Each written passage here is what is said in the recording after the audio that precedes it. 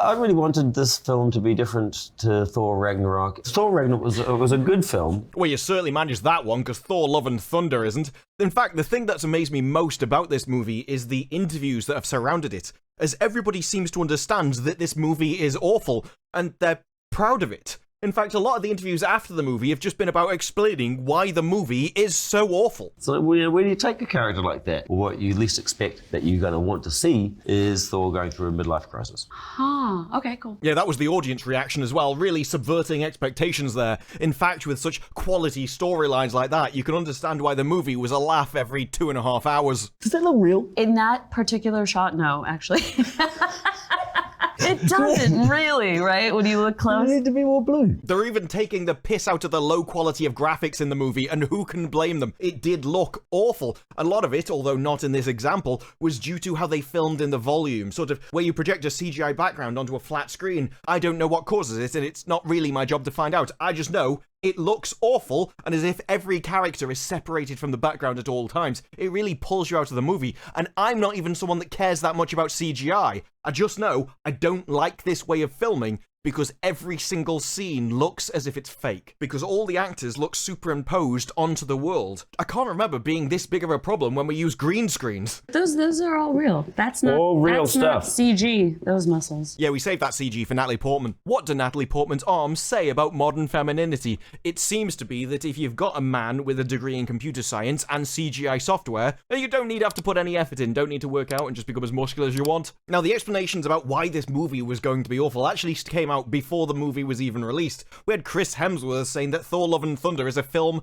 that a 7-year-old would make. I've never seen such a glowing endorsement of that. But since the release, there's kind of been two main themes. One is that he kind of expects that the audience won't like what he's presenting them. And that could be partly down to the fact that Waititi doesn't even seem to like what he filmed himself. Because you see, modern blockbuster movie making has depended on appeasement of the fans to keep a franchise running smoothly. But Waititi had no interest in that. He approached Thor Love and Thunder from the opposite direction. What would make fans angry? I wanted to show him in a light that most Thor fans wouldn't really want if you were to tell them. For me, it's good to give the fans something they don't know that they want. That's right, he thinks that he knows what you want better than you do. This is a guy who's convinced himself that he's got such amazing talent that he can actually give the masses something that they despise and still make them like it as he force feeds it down their gullets. Because with Ragnarok especially, when I signed on, a lot of fans were freaked out by that. They were like, who is this guy? He's going to take our precious Thor and ruin it. And I was like, yes, exactly. That's exactly my intention. And I'm going to make it better. You just don't know it yet. When he was hired for Thor, his purpose was to destroy Thor as a character, to completely dismantle him, because he thinks he can rebuild it better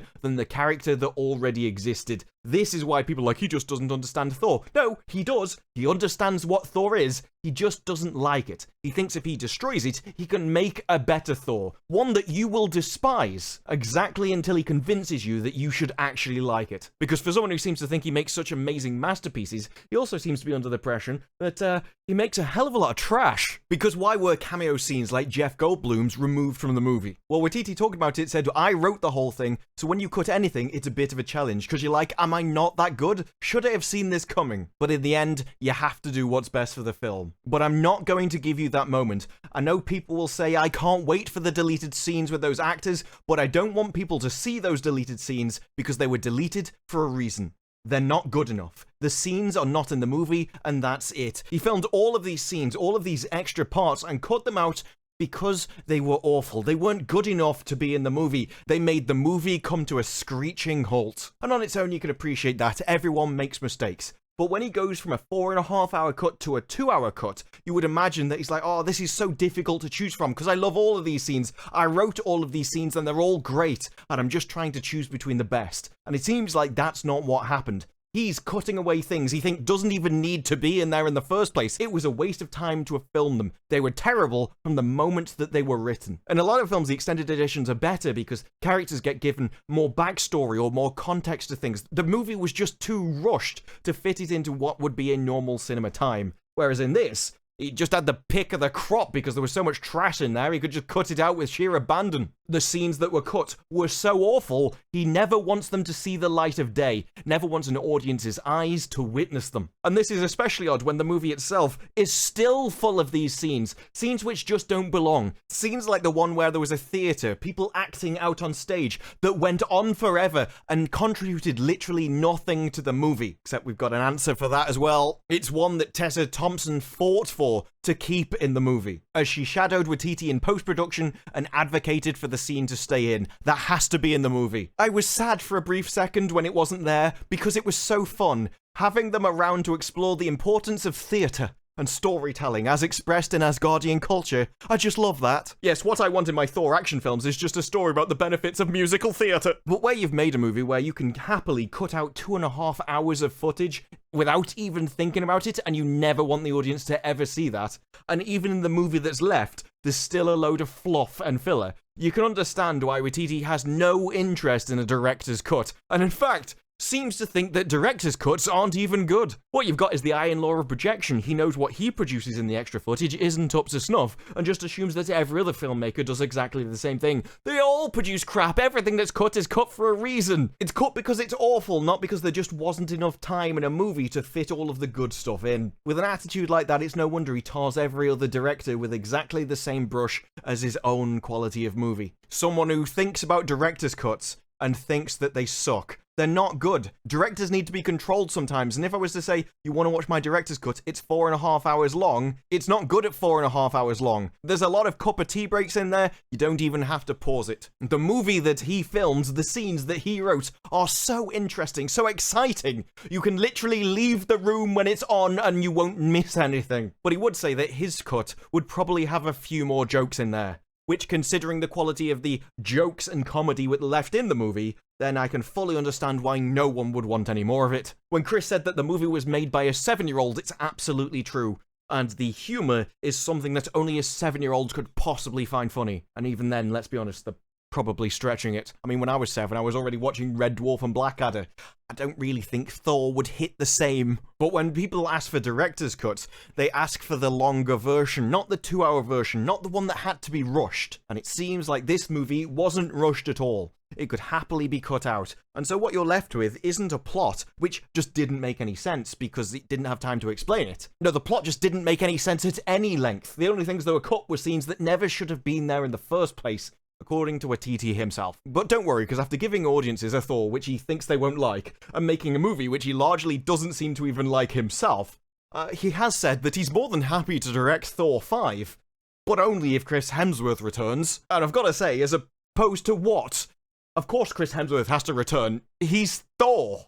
Yeah, I would be quite happy to direct Thor 5, but only if Thor isn't actually in it. Yeah, I think we should make this Thor movie about the Scarlet Witch. I mean, after all, why not?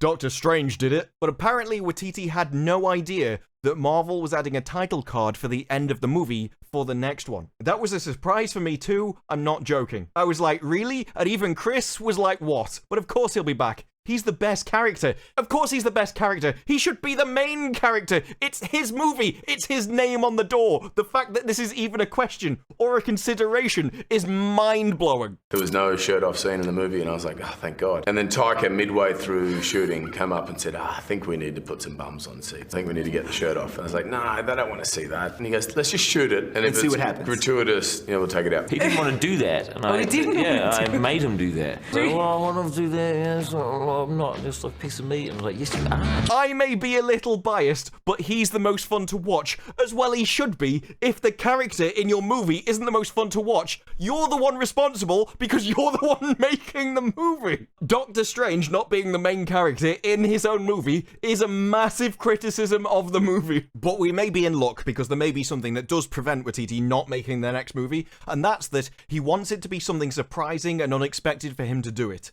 A new take. Because the battles and all the fighting is fine, you know, the main thrust, the main focus of a Thor movie, at least it should be. No, he wants something that feels unexpected when it comes to the story, subverting your expectations.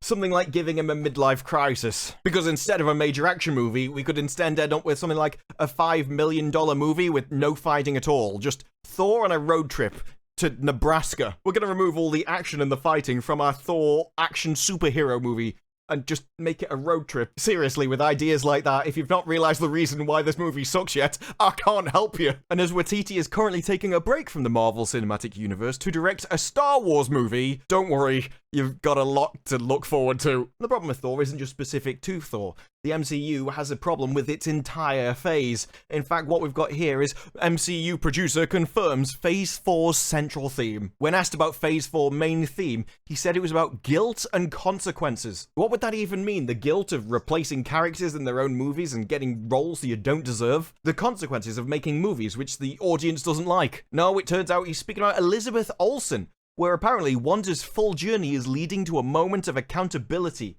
And we think she's gotten there. Elizabeth Olsen, who captured an entire village and made them suffer while she lived there out of her own selfish desires, and then had Doctor Strange tell her that she did everything fine before she went on to destroy his entire movie.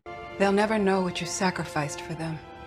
I knew sooner or later you'd show up wanting to discuss what happened at Westview. I made mistakes, and people were hurt. But you put things right in the end, and that was never in doubt. I'm not here to talk about Westview. Because I'm not sure this guy's even got his story straight in his own head when he says that Wanda became the worst villain of all time, but puts it down to just being her way of dealing with loss and trauma. Oh, I mean, as long as you've lost something, it doesn't really matter what you do to other people and the suffering you put them through. And says that in their movie, she doesn't want to be like that. She just wants to be with her kids. If you just leave her alone, it'll all be fine. But after all, she's just letting you know that you don't mess with her. All of the people that she brutally slaughters throughout the movie, no, that's just a warning, apparently, so it's okay. Even going as far as to call the Scarlet Witch a hero. I've heard it all. The problem is that they just live in a world which is entirely different than everybody else. This is why they don't understand consequences or accountability, because they never had any. You get paid millions to make a terrible movie. You know it's a terrible movie. You come out and give interviews that you know you filmed largely a load of awful scenes that should never see the light of day, and yet you still get the next movie, or maybe make a Star Wars one next, who knows? Is it any wonder in a world like that, separated from human beings,